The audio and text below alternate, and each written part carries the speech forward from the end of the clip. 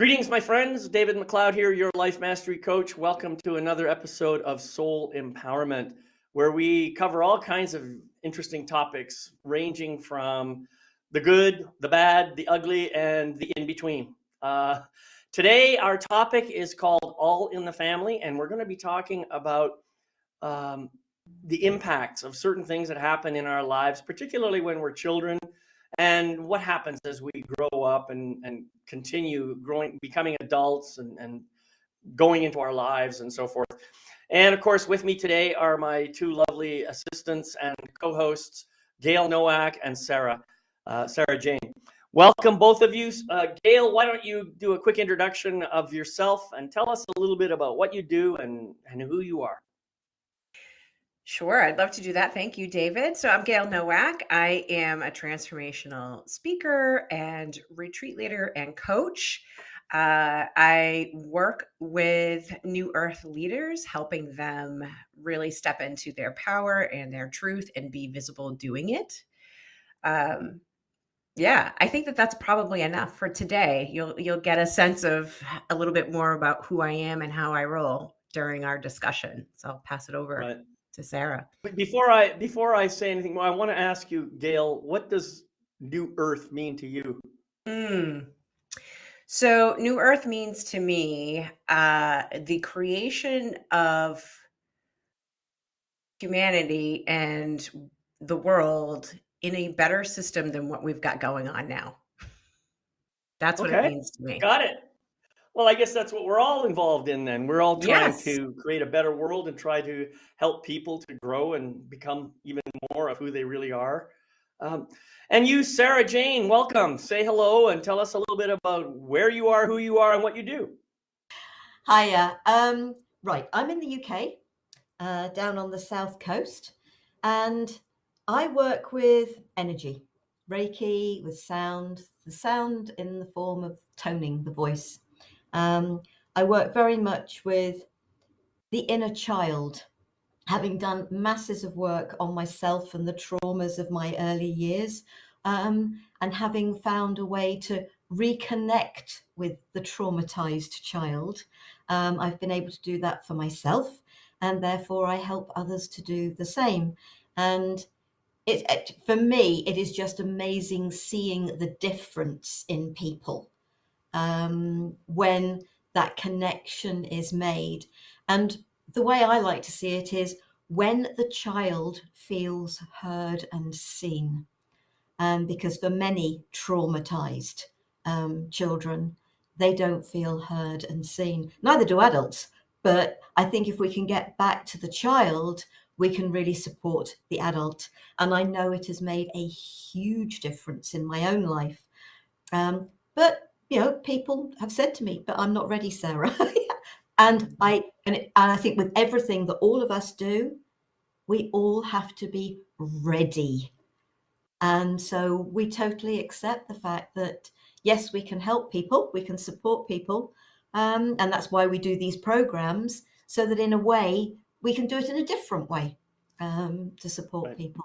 So yes, that's some of what I do. And before I came on, I'm a natural light at the moment. It's getting dark here. Carry on, David. I'm going to turn a light on. Okay. Well, and Sarah, what you were saying, you were talking about doing energy work. And I think in reality, that's what we all do, even though we may not use that terminology. I think ultimately, when it comes to healing, what we're helping people to do is, in my view, find those pockets of trapped energy, stuff that's been there for a long time and that may be now having a negative or maybe even a toxic consequence on our bodies and on our systems, and finding a way to release that that doesn't harm anybody. And ultimately all energy is neutral energy, but when it's in combination with other forms of energies and different kinds of mindsets and all the rest of it, it can be toxic and negative. So, and the other thing you said, you talked about being ready. This is an interesting concept to me. I know that I've got this mental challenge that I say to myself sometimes, well, I really want to do that, but I'm not ready. or I got to do this and I got to do that and I got to do this because then I'll be ready. But then when I've done all this, that, and the other thing, and I discover, oh, wait a minute, there's one more thing. There's always one more way in which I'm not ready. It doesn't matter, what I do. Sometimes you got to just say, to hell with being ready. It's time to dive in. And that's what I hope that people will learn from the stuff that we do here. We're here now. Don't worry about what's going to happen tomorrow. Let's do it now, because this is the only time we really have. Tomorrow, one of us or both of us or all of us may not even be here anymore. So why don't we just make the most of what we got and do what we can now to improve our lives right now? That's what I like to say about that. Anyway, I guess I do tend to pontificate a little bit, and I apologize for that, but that's part of my nature. Sometimes I have an idea and I shouldn't say can't. I have a difficult time not sharing it. You know what I mean? So. Yeah, it all made perfect sense to me, David. Good. Well, here we are today, and we're talking about this idea of all in the family. And I know that we've had little snippets of this conversation throughout all of our episodes, I think, but we decided to finally focus full attention on this and talk a little bit about the sorts of things that happen in our lives with, our parents, our grandparents, our brothers and sisters, our aunts and uncles, our siblings, and even our children or our grandchildren. And how those things that happen between us affect us and cause us to behave going forward. So that's really kind of what we're talking about here. And I remember when we first discussed this topic, when the title "All in the Family" came up, I had the picture of Archie Bunker and his wife, and then their son, who they always called Meathead. I don't know if you remember that, but anyway, he that was Rob Reiner who played that part, by the way. And anyway, it was a fun, very irreverent, and I think a highly descriptive show about a very dysfunctional family. And I think most people who watched that show could relate to at least one person in the family on one level or another. And that's kind of where our title came from. But the idea is, what happens in our families that causes us, I don't even like to use the word causes us, but that influences us, let's say, to become the people we are today. So that's the conversation, and whoever feels called to start, dive in. Do you want to go first, Gail, or I will? Yeah, no, I feel like it's me that kicks this off. So I feel like this is a really big conversation, and it's so interesting that we had our planning meeting a couple weeks ago, and all the things that are showing up in my own awareness ever since this conversation. And literally last night, I was talking about. I was talking to someone in my family about how it's really time for us to be looking very radically honestly about the ways in which we are being in our family, the good and the bad and the ugly, David, as you expressed at the beginning of at the top of the hour here. And I had this moment where it really clicked in for me that if we're not able to really look at that within our own family system, it's going to be really hard for us to tackle the bigger systemic problems that we're having in society, because really we're all one big family.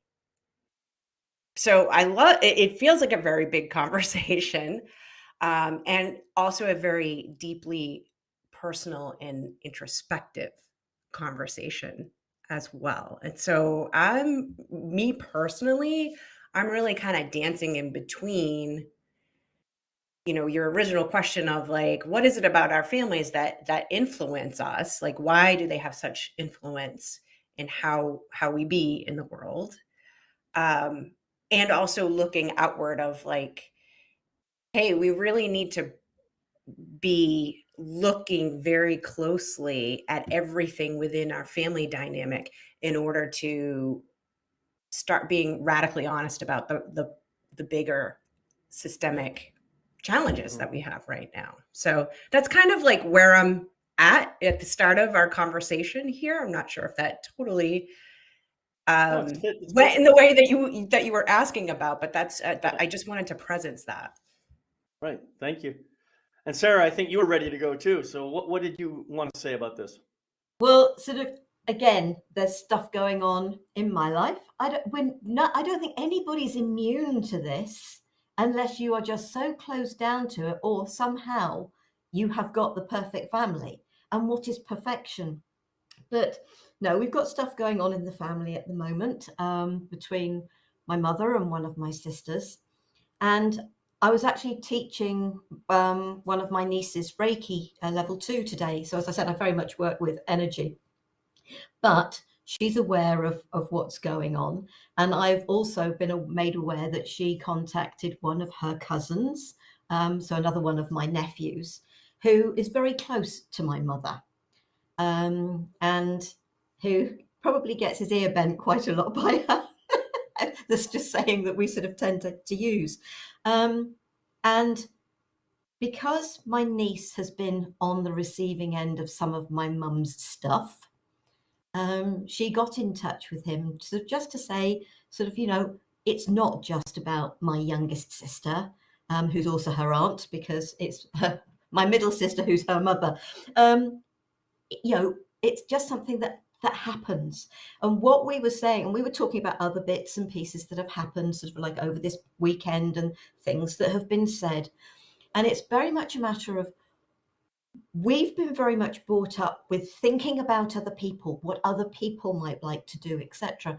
And we were saying, we're so busy trying to think about and do things for other people and not asking them the question, what would you like to do?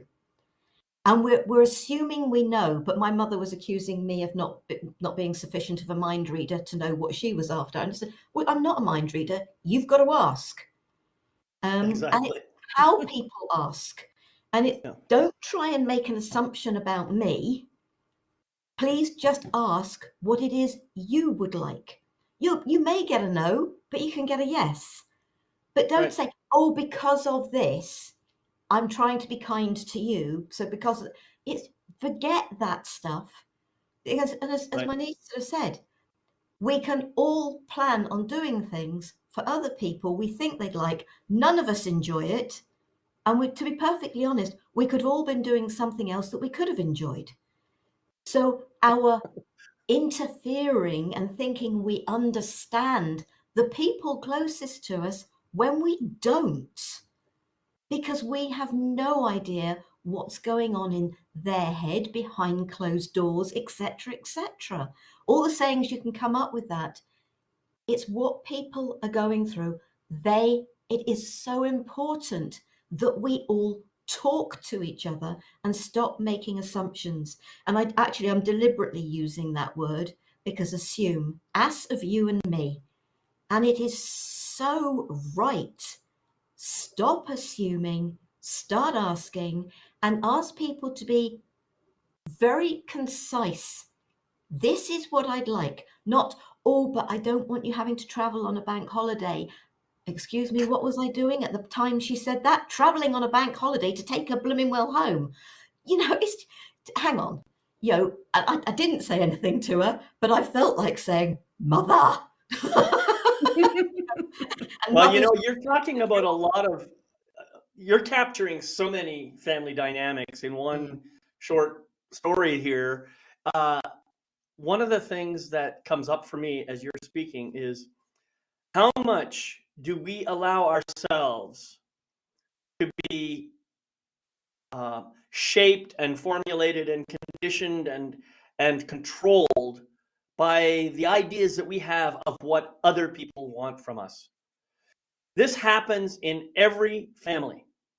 And, I can speak for myself. When I finally realized that was going on and I decided, no more, I am going to be who I am, whether you like it or not. Well, guess what? They didn't like it. And consequently, I ended up in a situation where most of my family didn't really want to have anything to do with me because I was no longer living according to their expectations of me.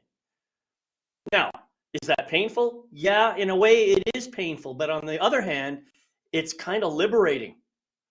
Now they know exactly where I stand. They have no question about it. And I'm now starting to see some of those. This, by the way, has been over 25 years. This has happened. I'm starting to see my brother kind of reaching out a little bit now, and not, it's not a big step, but it's a step.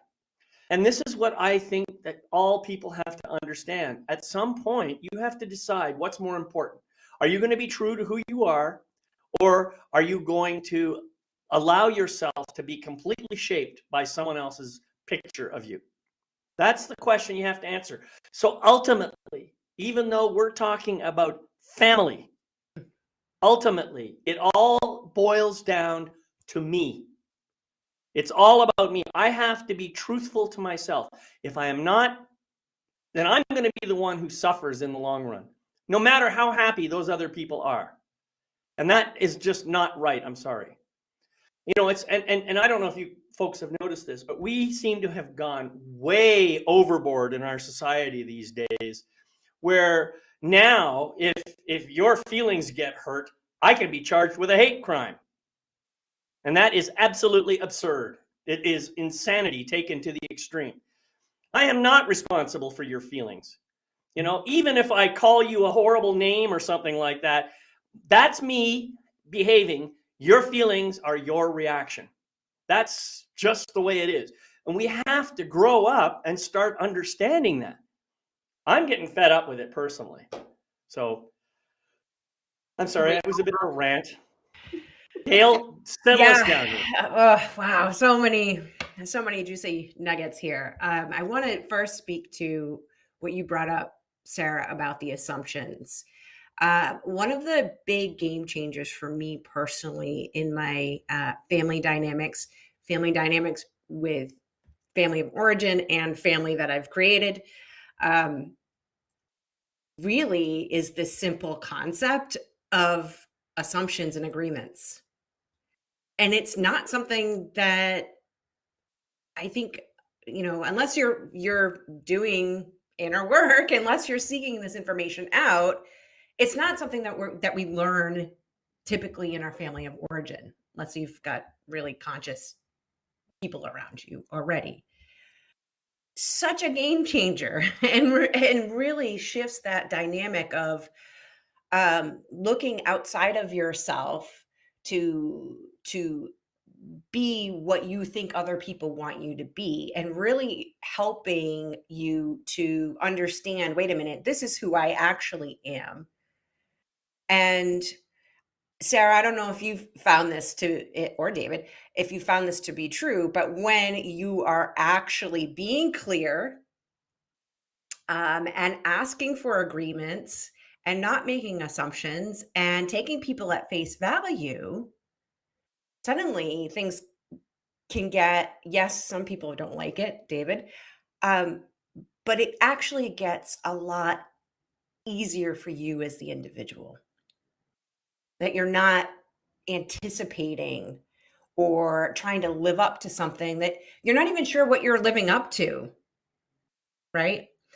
So I love that the discussion about hey, let's take a beat and maybe not make assumptions about what it is the other person wants. Let's just ask, what do you want? What do you need? And also, let's be honest and truthful about what we want and what we need. Like that in and of itself, I feel like is such a game. It's a simple concept. And it seems kind of obvious now, but it wasn't obvious to me until recently, but so powerful, such a powerful tool and practice to use in all your relationships. Well, I think you hit on a very important point, and that's the concept of agreements and commitments. We make agreements with each other all the time. The problem is most of them are not written down. And so when I make an agreement with you, I have one understanding of that agreement and you have a different one. They may be the same, but sometimes they're not. And so consequently, if I fail to live up to the agreement that you have in your mind, but I'm quite in integrity with the agreement in my mind, then that's where some conflict can come in. This is why agreements are only worth the paper they're printed on, right? So you have to take the time. If you're serious about having a relationship with somebody, and this is true with your kids or with your parents or with brothers and sisters or with anybody, take the time to write down those agreements. I mean, these are important consequences, so that if something happens and Gail, let's say you tell me, David, you're out of integrity with respect to this agreement, we can go both look at it and say, well, what am I misunderstanding here? This is what it says, and I think I lived up to that. What's your understanding? Why are we having this argument? Do you see?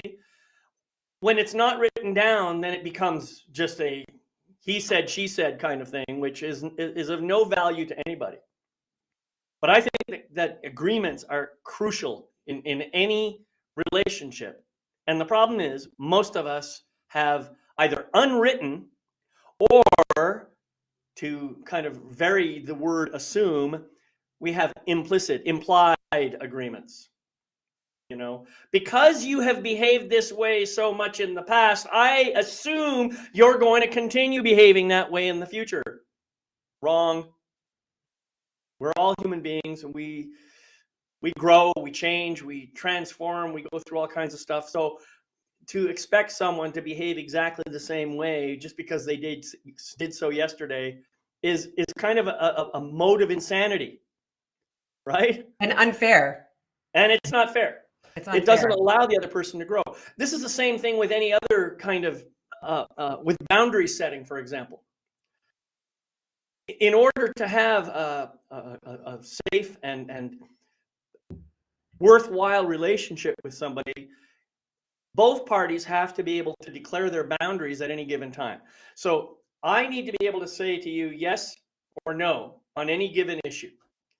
But just because I said yes now doesn't mean I mean yes 5 minutes from now. Or just because I said no now doesn't mean I'm no longer interested 5 minutes from now. You see what I'm saying? So we constantly have to be feeding each other with information. We have to be doing that constant loop. And it might be that my no is a permanent no. You know, on certain things, I'm sure that that's true for some people. You know, some people don't want to be sexually violated, period, end of discussion. But that doesn't mean that I don't enjoy having romantic encounters with people. Maybe not with you, at least not today. But you see, that's the sort of stuff that we all have to negotiate and play with throughout our lives. Those boundaries shift and change every single moment. It's kind of like, if you think about it, a boundary is really, in my mind, this is how I see it. You're on the beach, and the water comes washing up on the beach, and these waves are coming constantly.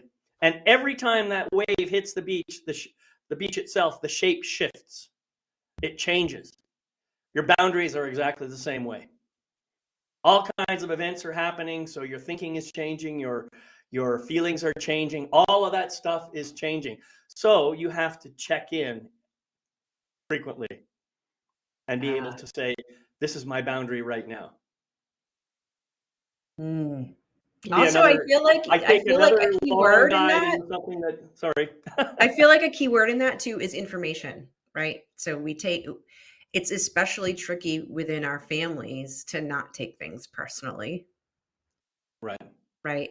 And when we're able, and I feel like we could have a whole separate discussion about that. When you're doing your inner work, when you're doing inner child work, when you're learning how to reparent yourself, I also believe that you can get to a point where you shift from that not that you never take anything personally, not that you never get angry or react to something. It's not about perfection, right? It's about progress. And you can get to a point where you start to detach a little bit from that taking it personally and recognize, this is information. I'm receiving information about this situation, about where this other person is, exactly like you said, David, like checking in, like, yeah, okay.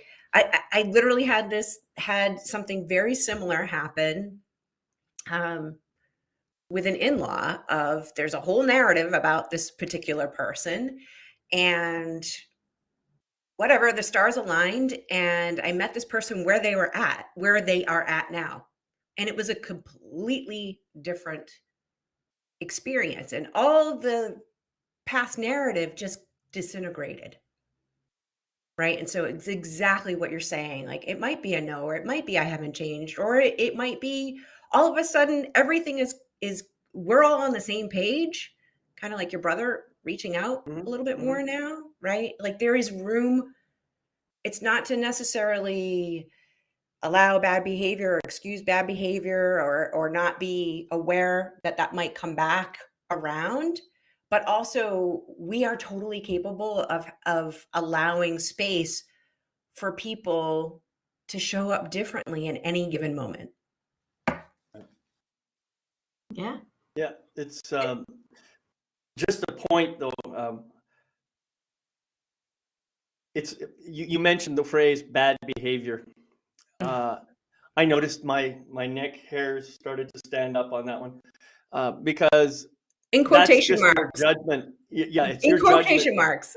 Yeah, right. It's a judgment about someone else's behavior. Really, if we could learn to eliminate the words good, bad, worse and better, and instead replace them with, I would prefer if you would behave this way rather than that way. That's ultimately what we're saying, you know? And yes, it's true that certain kinds of bad behavior are universally accepted as bad, like murdering somebody, for example. But we also look at situations individually. We say, well, okay, yes, it's true that he murdered that person, but he was trying to defend himself or defend his child or this or that, or there were extenuating circumstances, and so he was kind of justified. So you see, even the worst behavior that we have, we find ways of justifying it in certain situations.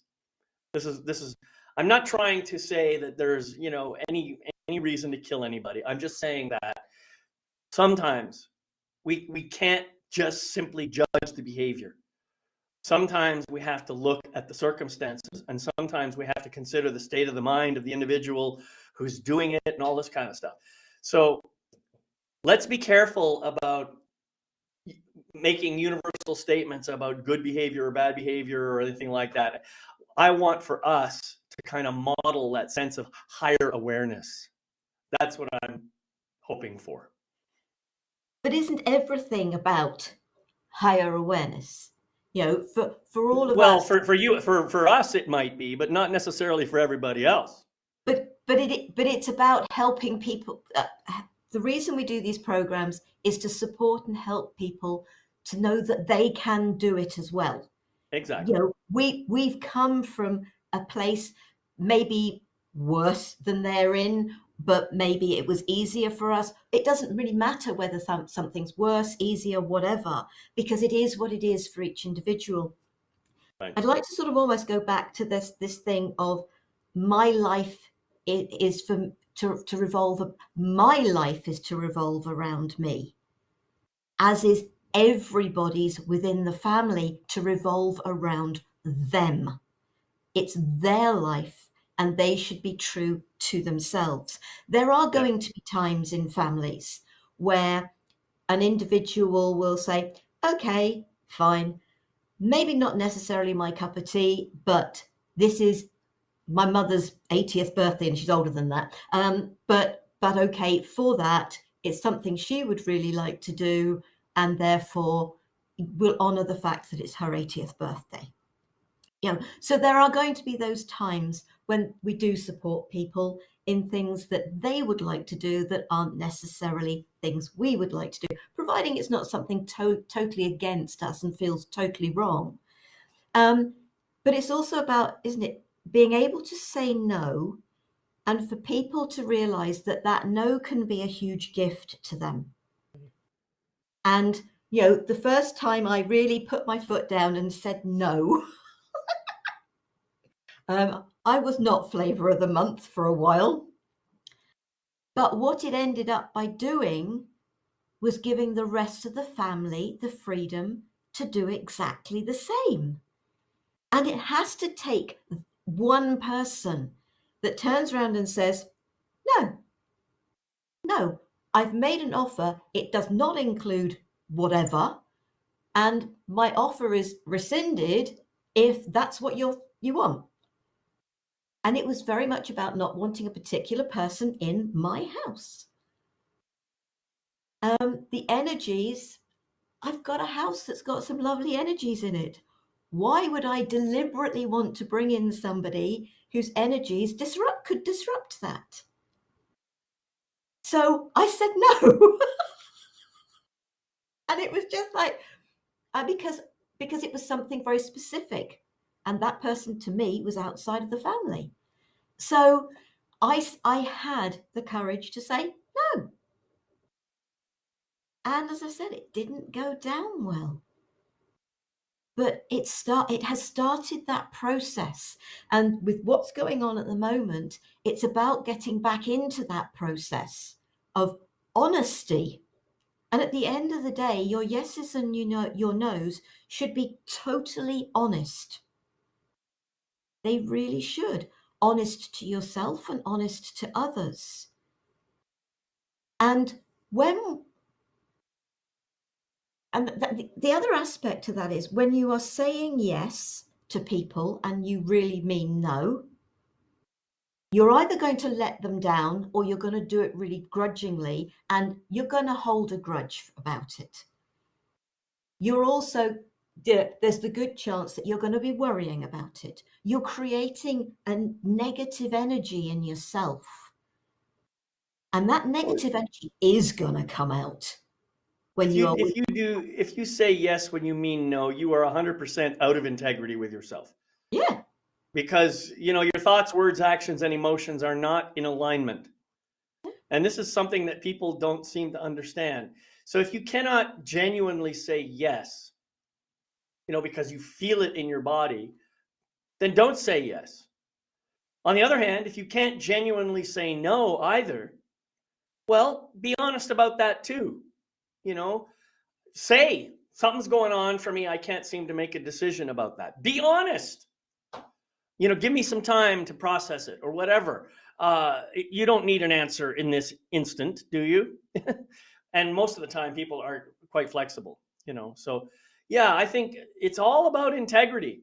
And integrity just means having all your thoughts, words, actions, and emotions all lined up, pointing in the same direction. And hopefully they're pointed in a direction that's consistent with who you are and what you're here to do. Yeah, and the most important place, I sort of know you were sort of saying, Gail, about, okay, with the family and that's quite small, but don't they say, if you're looking for peace in this world, start with yourself. If you're looking for anything in this world, it starts with you. If you haven't got that within you, then you're definitely not going to find it outside of you. And so if we can bring a family dynamic into that place of peace, acceptance, understanding, etc., etc., if we can bring our family dynamic into that, where we accept who each individual is in their own unique being, because I am not a copy of my mother, not my sisters aren't, we're not a copy of each other, although there are times when we think, oh, that reminds me a bit too much of mum, sort of, because we've grown up with that individual. We are affected by what we have witnessed. And so there are going to be things that suddenly, as we get older, we think, oh, that's a bit too much like somebody from well, it doesn't matter who it is, because it could be a grandmother, it could be a grandfather, your father, sort of an aunt and uncle. It's just that somebody you've spent a long time with, witnessed a lot about, and it affects how and who we are. And it's all about stripping back all of that. And honesty, integrity, depending on the words you wish to use, because we all do use slightly different terminology for things. And that helps different people to understand what we're talking about. But it's the honesty to me, because if you're being honest, you're you're in integrity. And it's encouraging everybody else to, within the family, and you yourself with other people as well. It is really important that you accept the no's from other people in your family. The people who say, actually, no, I really don't want to do that. I don't want to be a part of that, whatever. We all have to accept that from each individual. And I know it's not easy at times. That's families. Yeah, the this idea, it all begins here. Yeah, you like to use the phrase, it begins with you. I prefer to use I statements. It all begins with me. And it is consequently all about me. In my relationships with other people, the way I show up is going to have an influence on them. But hopefully, the way I show up empowers them and encourages them and inspires them to be more authentic to who they really are, rather than trying to please me or trying to please somebody else in the family. This is what I think we're trying to talk about here. We're each of us, I have to take responsibility for my own life. And I have to decide how I want the world to experience me. And if my family, for whatever reason, chooses not to experience me at all because I am not showing up the way they are used to seeing me show up, well, that's their problem. That's their issue. It is not mine, right? I have the same deal going on with my youngest son, who has chosen to behave in a certain way that doesn't appeal to me. And I have told him why I prefer not to be in relationship with him, because what he does, the way he shows up, it doesn't feel like it's in full integrity for me. And it's not what I would really want him to be a fully integrous person who honors the truth of who he is and who doesn't allow himself to be influenced by other people. That's my hope for him. And if he's not willing to do that, that's okay. I'll just stay over here and I'll love him from a distance. And some people say, God, you're a hard head, you're a hard nose, or a hard ass, as they say. And I said, well, maybe so. And I'm okay with that. It's a decision I've had to make in order to be true to myself. It looks from the outside like there's division between us. It looks from the outside like we hate each other, perhaps. I don't know what you think. And frankly, it's not important to me what you think. I only know that what's important to me is my relationship with my son. And it is taking the shape it's taken right now because of our differences of perspective. And that's okay. I'm sure that on one level or another, we're going to come together and we're going to see each other's perspectives in a new way. I'm looking forward to that day when it happens. But right now, this is where we are. And it's okay. I'm okay. That's the important thing. I think that's what they call tough love, though. And that's a really hard thing, tough love. Well, that's why it's called tough, because it's hard. Yeah. Anyway, Gail, I'm sorry. You've been sitting there with nodding and stuff. I'm looking forward to hearing what you have to say. Yeah. Oh gosh. I feel like it's so easy, talk about judgment. I thank you so much for sharing your experience and what's happening right now with your son. And I was really feeling you, when you started to say, oh, people think that it's, hard-headed or hard. And I kept hearing the word heartless, which I know is not true. And have been in the position where people have sort of questioned, I know that's not true about you, right? I know you enough to know that that's not at all what's going on here. And being on the receiving end also of similar comments of being uh, coldly indifferent or brutally honest.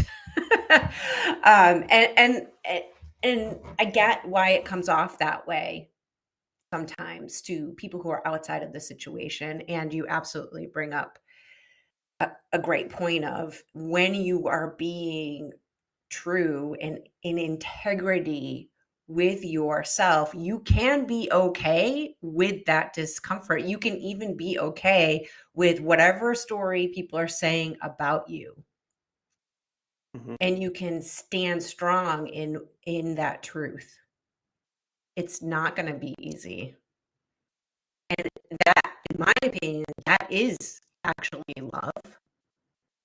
And it's honest. And I suspect, David, that what you're hoping for will come to fruition. That eventually your son will see that, Well, yeah, and you'll be I able to just wanted see to each say, other's perspectives. right, right. Oh, I But just had a wonderful thought here, and it oh, just go went ahead. right out my brain. So never mind. The other thing that I wanted to piggyback on is what Sarah was saying about no and the gift of no. And I'm so glad that you said, we also have to be okay with receiving no, because when you were sharing your story, for some people it's hard to deliver the no, and for some people it's hard to receive the no. And I was thinking about a particular time with a particular family member, where things kind of got a little complicated, and some truth was coming out and being expressed from my perspective, and I wanted to talk about it. you know that's how I am. Like, I got to talk about this, but that was my need. And I didn't maybe think it to be this way at the time because it stung, but they were being in integrity with me when they said no. It hurt. Right. It took me a long time to process it and to get over it. And I know in my heart of hearts that that person was being honest with me, that no, I'm not talking. Whether I can't or I won't, or I'm not talking about this with you. And I had to take it. As Right. much as I wanted to talk about it, I wanted, like, let's dive in, let's explore this, because that's me. And I had to honor that's not where this person in my life and in my family that I care very deeply about. And again, I'm in a similar place, David, where I'm like, I hope someday we can talk about that thing. Right. But we have to learn, even when it stings, and when we know that that person is being honest with us, we have to learn how to bring it back to ourselves. Everything that I was feeling was valid and legitimate, but I had to bring it back to myself and work through it for myself in order to honor my family member and their no and their boundary. Right. Beautiful. There's something when you were talking about brutal honesty. I don't think honesty ever has to be brutal. I think that there's always a way to share truth from a place of love and compassion. There's always a way to do that if we take the time to find that within our hearts. However, I will also say that I would much prefer brutal honesty than the most soft, loving lie ever. Mm. I think that even the gentlest, most loving white lie is more harmful than any form of brutal honesty. That's my personal opinion. And so I'll just leave it at that. That's just my opinion, and I'm sure we could have a whole discussion about honesty and integrity and all these other and agreements. I mean, agreements is a great topic unto itself. So we have all these wonderful ideas coming out about things that happen in our relationships, and of course, we're talking about family relationships right now, not specifically about romantic relationships, although that is a whole nother kettle of fish. that we all have to deal with. But I think there's lots of great wisdom here. So I just want to thank you both for everything that you've been sharing so far. Going back to your comment about brutal honesty, with some people, it's not a matter of what you say or even how you say it. As you have already said, David, it's what they hear, it's how they receive it. And so you could be trying to say something nice and gently, and it comes out to them as something really hard, nasty, brutal. You can come up with all the negative words you like, Right. because that is what they are hearing. You know, the stuff going on. My mother and my youngest sister absolutely know how to push each other's buttons. They really do, to the extent that now, even if one of them tries to say something nice to the other doesn't hear nice. It really doesn't hear nice. It doesn't hear caring. It hears, what it has got so used to hearing. That's right. And that's what the ego mind does. It looks for the personal attack so that it can turn it around and attack back. Yeah. Oh, absolutely. And it's how, and so we are in that struggle at the moment of, because my middle sister and myself have said on a number of occasions, oh, we'd love to bash their heads together, but it wouldn't help, but we've now got a situation where it has absolutely come to a head and exploded, and a break is required, but having said that, Saturday next week, so not this coming Saturday, the four of us will be all together to celebrate my birthday. So it's so it's just one of those things that it's thinking about, okay, but I think there's going to be a sort of a rule. What's going on in the family is not for conversation. We can talk about politics, we can talk about religion, we can talk about the weather, but we cannot talk about what's going on in the family, unless we can have a sensible, without anybody feeling hurt and got at conversation. And we've got to be in that right place. Every member of that group has to be in the right place to have that conversation. So it's a really difficult thing, and that's only going to be about 4 weeks after the eruption. So well, what's interesting, Sarah, you said everybody's got to be I think nobody can be hurt or something like that about I'm not sure. Here's the thing. You must be prepared for the fact that somebody could be hurt no matter what is said. Oh, yeah. Because it's part of their reaction set. It's part of their receptivity and everything else, we've been talking about like brutal honesty. I don't know if you've ever seen the TV show. It was called Boston Legal, with James Spader playing the role of the main character, who is a lawyer by the name of Alan Shore. And he's just an incorrigible character. It's hard not to like him, but at the same time, he does some things that are absolutely despicable. But one thing I will say about him, when he tells you something, he's telling you the truth. And even if he says it in a way that is meant to be hurtful, he's saying it honestly and without any defense mechanism in line at all. And I'm thinking, wow, I mean, I don't know that I would want to be like him, but there are certain qualities that this character has that I find really admirable. And that is, he really loves people, and he tries to help the underdog in virtually everything. And he won't tolerate incompetence anywhere, and he tells people point blank how incompetent they are, which, that would be many people would say, well, you're just insulting the guy, you're using sarcasm or whatever. No, I'm just telling the truth. And so there's a way in which even somebody as incorrigible as Alan Shore can still have some really beautiful and loving qualities about him.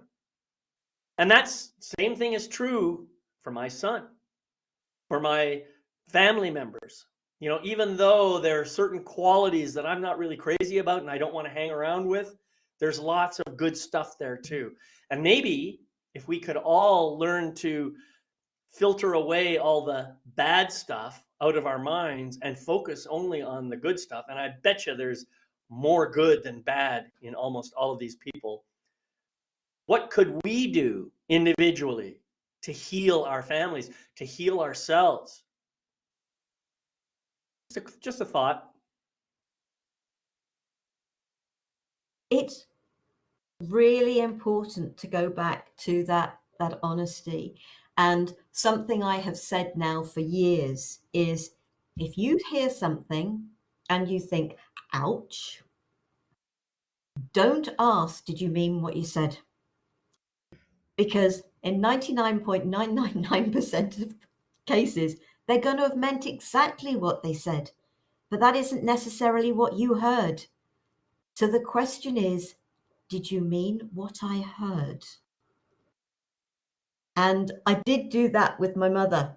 Actually, sort of the Sunday after everything sort of went up, and she said something, and I thought, wow, that's not nice.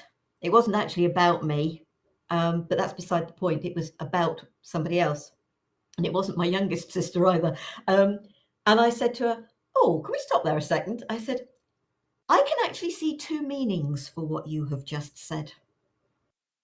And so I said what the two meanings were. I said the nice meaning first, hoping that that was what she meant. And it wasn't. She had meant the way it had come across, which was not very nice. And I haven't repeated that to the person that it was about, because I don't think it's called for. But t'other one does know about it, because, it was really uncalled for. But also, I think, what is that individual going through?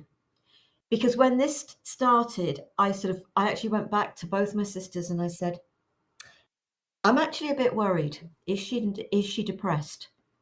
Has she gone into depression? She lost her partner a year ago.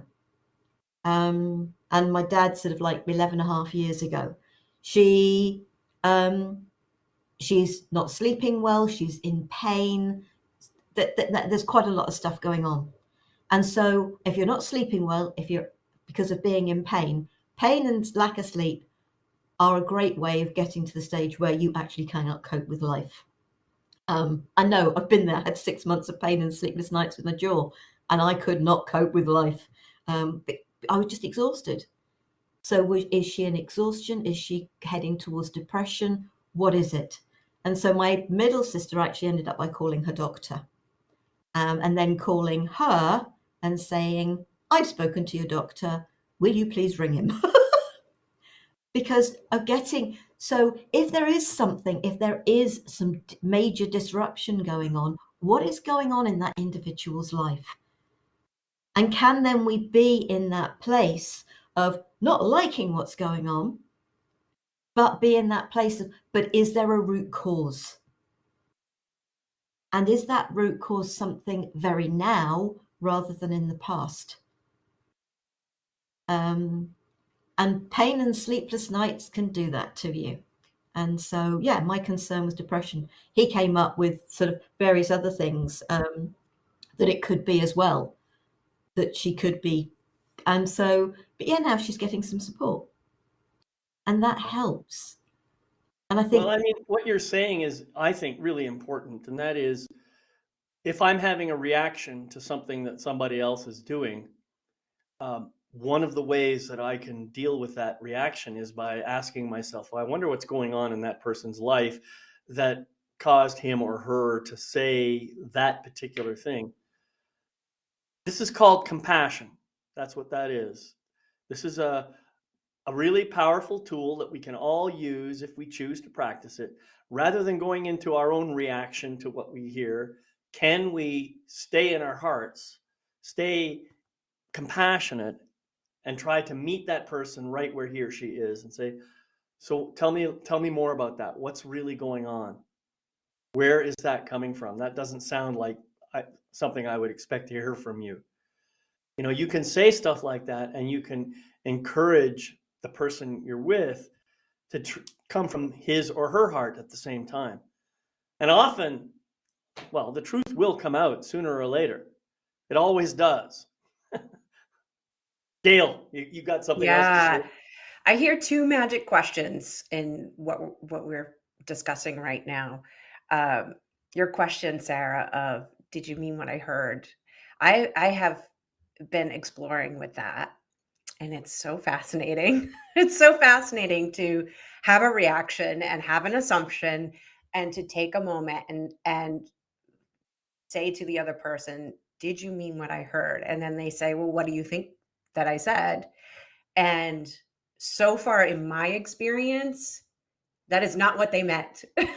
So simple but potent, right? Really helps you get to the heart of the matter. And then David, what you're saying about compassion, again, another magic. You provided some languaging there, but also I used this particular question to help with one of the situations that I spoke about earlier. The question of what happened to you, or what is happening with you, and not in a judgy or accusatory way, right? Like not the what's wrong with you, but in the it's okay if you're willing to share, if you're open to sharing. I'd like to really understand this. I want to understand where you're coming from.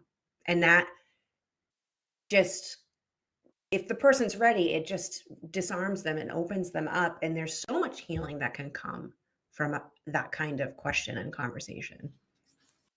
Right. And I think that there's something else here too, that if I can take responsibility for my reaction to whatever it is you say to me, then I can say something to you like, ooh, wow, I'm noticing some pain in my heart right now, and I just want to be with it for a moment before I say anything.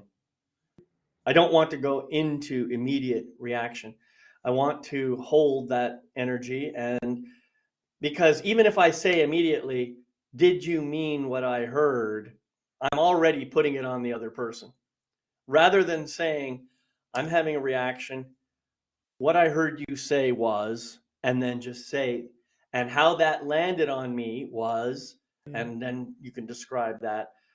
And you can even go further and show your own level of self-awareness by saying, and it reminds me of when I was 5 years old and my mom did X, Y, or Z, and that same feeling came up in me. Now I'm sure you didn't mean for it to hit me that way. And I'm certainly not trying to put it on you as your responsibility. I'm just telling you my reaction. And I just want to leave it there. I don't even expect a response. If you can do that, believe me, you're going to create healing in your relationship with that other person. If, on the other hand, you go into immediate reaction saying, what the hell are you talking about? What's wrong with you? Well, guess what? Now you've started the war of the ego minds. Well, you maybe haven't started it, but you've certainly engaged it. I'll put it that way. And this is something that we all have to be aware of, right? The more we can take responsibility for our own situation, our own reactions, our own feelings, our own thoughts, our own judgments, the more we can do that, the more we can make it easier for other people to be in relationship with us. And that's ultimately what we're here to do, right? To facilitate relationship. So here we're getting close to the top of the hour, and I know Sarah's going to have to leave here momentarily. So I want to actually close out with everybody on camera today. So I'm going to start with you, Gail. Do you have some final words you'd like to share before we close out? You can come back to me. All right, Sarah, why don't you share? What final words do you have about all in the family? Everybody in a family tends to love each other. They really do tend to love each other. There's love there. It may not feel like it at times, but we are all unique individuals. Be true to who you are. And as I was told by the psychotherapist I went to, and I said, oh, but my mother doesn't understand. She doesn't have to understand. She loves you anyway. That's right. Yeah. They don't. None of them have to understand how you are feeling. It is just a matter of accepting that is how you are feeling. They love you anyway. You know, the circumstances from my childhood were an accident. They were nobody's fault. So there's no blame. It's circumstances. And that's going to be the case in the majority of cases. It's about circumstances. It's not about lack of love. Beautiful. Yeah, thank you. Gail. Yeah. Taking responsibility, taking full responsibility, right?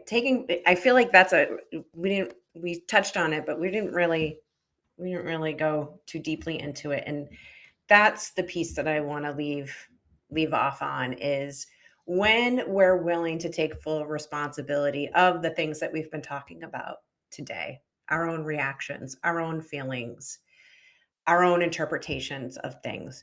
That's really when we can start to open the door to healing the ways that are familiar in our relating to our family. It's just familiar. It doesn't That's right. mean that we're bound to it being that way. And I feel like taking that full responsibility and learning how to be true and honest with yourself and then with others is really an important step to shifting things in the family in a way where some healing can come in, some growth and some evolution can come in to that family. Not everybody's going to be on board, and that is okay too. Yeah, beautiful. Well, thank you both for being here again today, and thank you for watching this show, everyone who's doing that. Just remember, we are all family, even if we're not from the same birth mother.